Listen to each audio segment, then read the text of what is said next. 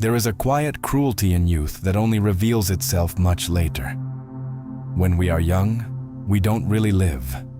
We rehearse. We move through days like actors practicing lines for a play we believe will eventually begin in earnest. Everything feels provisional, suspended, filled with possibility. Life appears wide, almost sacred in its openness. Nothing has fully denied us yet, so we assume little ever will. That sense of promise is not wisdom. It is insulation. As Arthur Schopenhauer observed, we stand before life like children waiting outside a theater, restless, convinced the performance will justify the anticipation. But that expectation is built on absence. We expect because we have not yet seen. We believe because we have not yet been contradicted enough. If we could see clearly what lies ahead, the repetition, the erosion of intensity, the quiet accumulation of fatigue, there is a real chance we would hesitate, maybe even refuse the invitation altogether. But the curtain rises anyway, and once it does, something irreversible begins. What initially appears as a grand unfolding slowly reveals itself as a system. You desire something deeply.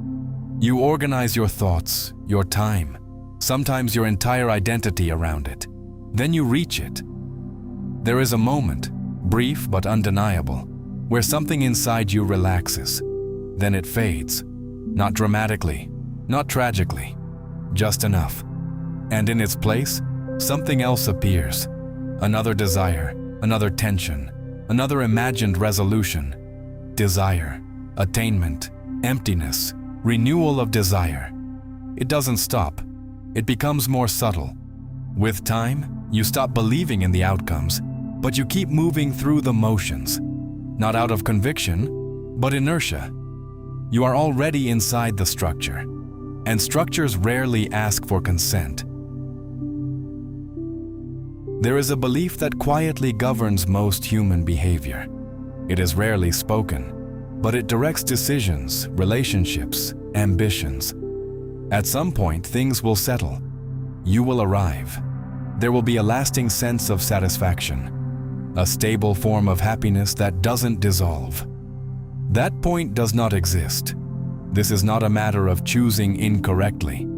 It is not about missing the right path. The destination itself was never real. It was implied, never promised. You probably remember moments that felt like arrival, a relationship that seemed complete, an achievement that felt definitive, a fleeting sense of this is it. But it never held. Life does not repeat its peaks. It wears them down. What once overwhelmed you becomes familiar, then ordinary, then insufficient. Memory tries to preserve intensity, but experience refuses to cooperate. And still, desire persists. This is where Schopenhauer's clarity cuts deeper than most are comfortable admitting. The will does not end. It adapts. It reshapes itself, attaches to new objects, manufactures new urgencies. You don't stop wanting, you just change targets. Over time, something shifts. Not in the world, but in perception. Events still happen. People still enter and leave. Conversations still unfold. But the sense of uniqueness begins to erode. Patterns emerge. You recognize things. Not exactly as they are, but close enough to dissolve the illusion of originality. The same dynamics play out with different faces. The same promises take new forms. Even emotions begin to follow familiar structures. At first, this recognition feels like insight. Later, it feels like exhaustion. Life stops presenting itself as discovery and begins to resemble repetition, like a traveling fair that rearranges its lights while offering the same attractions. In the beginning, you are captivated. Then you observe, then you understand. And once you understand, something quiet breaks. Not dramatically, not all at once, but permanently. There is no way back to naivete, no method to unsee a pattern once it has been seen. Surprise cannot be manufactured by effort. Wonder does not respond to discipline. What remains is a colder form of awareness, and a fatigue that is difficult to explain to those who have not yet felt it. There is an imbalance at the core of experience that most people prefer not to examine too closely. Pain leaves deeper marks than pleasure. This is not philosophical abstraction. It is observable in memory. Recall your own life honestly. Notice what stayed. Moments of joy exist, but they tend to blur, soften, dissolve into general impressions. Pain does not. It defines, interrupts, restructures. It leaves traces that persist long after the event itself has passed. Pleasure depends on alignment. Conditions need to be right. Timing, mood, context. Pain requires less. It arrives uninvited and settles in without asking whether there is space. Schopenhauer takes this further than most would tolerate. He suggests that what we call pleasure is not something truly positive. It is not an addition to life, but a temporary removal of discomfort. A pause, relief. And relief only has meaning in relation to what disturbs us. Without tension, there is nothing to relieve. Without lack, nothing feels satisfying. So we remain within a loop, seeking moments of relief against a background that never fully resolves. With time, this stops being theory.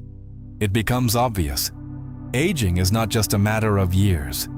It is accumulation. You collect things that are not visible, unresolved memories, conversations that never concluded, choices that continue echoing, versions of yourself that never materialized, but never fully disappeared either. What you could have been does not vanish. It lingers. Time does not cleanse as gently as people suggest. It does not reorganize your inner world into clarity. It layers. It stacks. It compresses. Some wounds do not heal. They integrate. They stop bleeding, which can be mistaken for resolution, but they remain present, embedded in how you respond, how you interpret, how you anticipate. After enough time, this accumulation alters you. Reactions become slower, not from calmness, but from saturation. You have seen this before, felt this before, paid for this before. Something hardens. And when this continues for decades, the result is not the romanticized wisdom people like to advertise. It is density, a kind of internal gravity that pulls everything downward, makes things heavier, more serious, less ignorable. This is where bitterness begins to grow, not as a flaw, but as a byproduct. You saw too much, expected too much, and eventually recognized the gap between what was suggested and what was delivered. There comes a point where hope loses its persuasive power. It does not disappear entirely. It becomes quieter, less convincing, more like an old habit repeating phrases that no longer hold weight. Externally, life may look similar. You still pursue things, engage with people, make plans.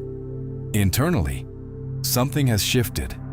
You know it will not feel the same as the first time. You know it will not fill what remains unfilled. You know it is another variation of a cycle you have already experienced enough to understand. This awareness does not arrive with drama. It accumulates through small confirmations, subtle repetitions, quiet recognitions, and it comes at a cost. Losing illusion does not immediately liberate, it distances. There is a growing space between you and what happens around you. Engagement requires effort. Enthusiasm becomes deliberate rather than spontaneous. Even joy, when it appears, carries an undertone, a quiet awareness of its temporary nature. People call this bitterness, but that word feels insufficient. It is not simply negativity. It is clarity that arrived without comfort. Too early to be peaceful, too late to be light.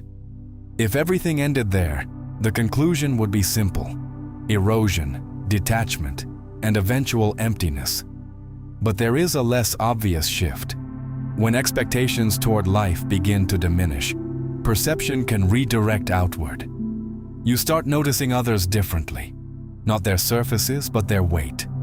You begin to recognize that the fatigue you carry is not unique, that the quiet disappointments, the unfulfilled desires, the private losses exist everywhere.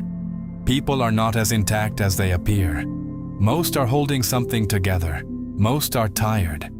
This realization does not solve anything. It does not change the structure of existence, but it introduces a different possibility, a quieter form of compassion. Not the kind that emerges from optimism or idealism, but one that comes from recognition, from understanding that everyone is negotiating their own version of the same underlying tension.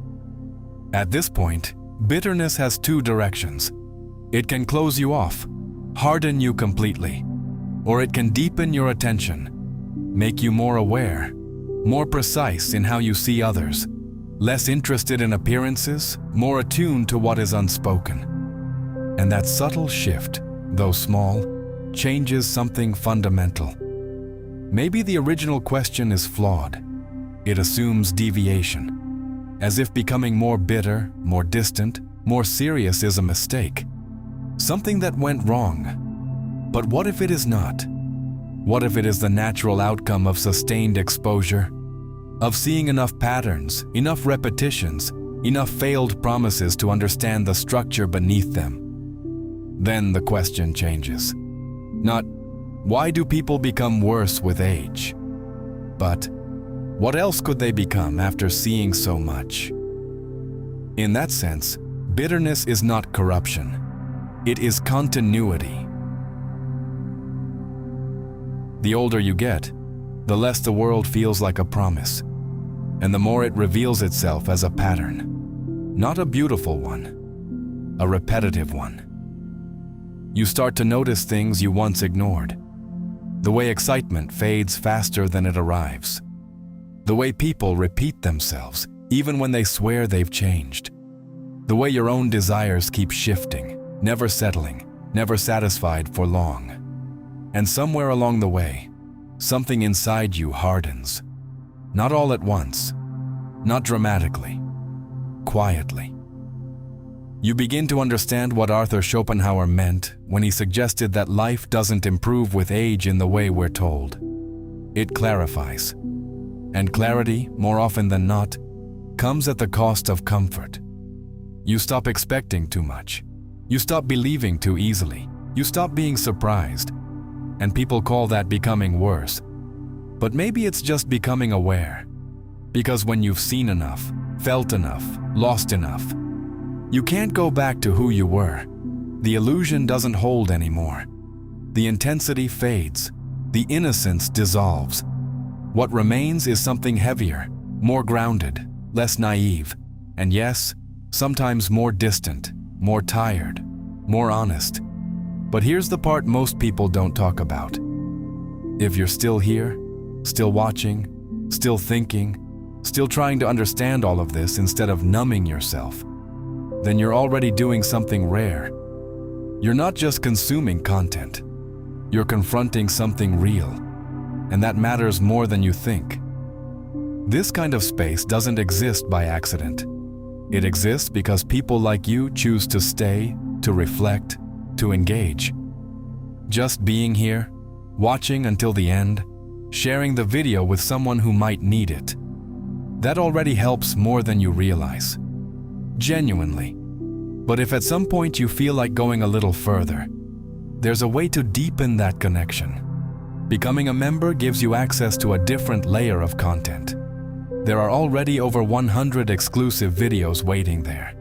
Deeper reflections, more direct thoughts, less filtered. It's not just more content, it's a more honest version of it. And if a particular video resonates with you, if it hits something you couldn't quite put into words before, using the super thanks is a simple way to give something back and keep this kind of work going. No pressure, just an open door. Because in the end, this isn't just a channel. It's a space for people who see a little too much and still choose to look.